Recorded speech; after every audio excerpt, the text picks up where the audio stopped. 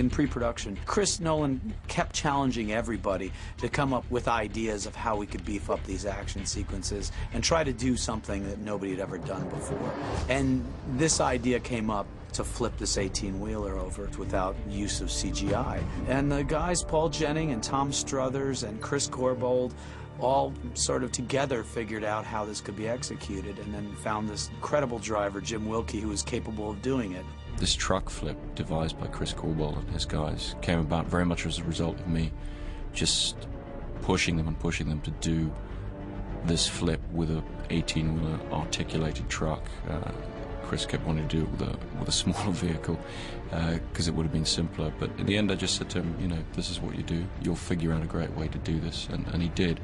I had real strong reservations that we would achieve that, and I kept niggling at Chris about how we could compromise it and make it slightly different but more achievable. And in the end I said, look, I'm going to do a test and I'm going to try this once, and if it looks like we're anywhere near getting this over, then I'll go for it. Got my two guys on it, and they built the biggest piston I've ever seen in my life in the back of this truck. And then some other guys that reinforced the driver's cab. I've never seen so much steel in a cabin all my life protecting this guy. And the day came where we were going to test it. So we actually tested it on the site of where we blew the hospital up. It was just us and the stunt guys at this test site. Did the run up, pressed the button, and it just sailed over. I couldn't believe my eyes. You know, it had to go over straight, and it literally deviated off course by no more than 6 inches. It was all right flipping it over in a great big wide open space where it couldn't hit anything, but the road Chris chose to do it was right in the middle of the banking district. Plus, underneath the road, I kept looking at all these manhole covers all the way up the road. I said to the surveyor, look, what are all these? He said, well, they're all underground vaults for the banks. They're, you know, utilities. And there was only 2 spots over this like half-a-mile stretch of road where we could actually do the gag because of all these. They had a big chunk of TNT inside there to blow that air ram too. The only visual effect involved in that scene was to remove the ram that they had built inside the truck that actually catapulted it. Then, of course, we were shooting in IMAX. We put the IMAX cameras on the street to capture this. We had one camera inside the ultimate arm.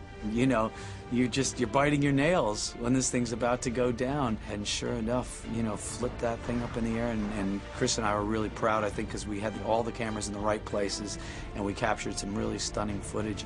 We covered it from a lot of different angles, I think 7 different angles, 4 IMAX cameras, 2 VistaVision 135.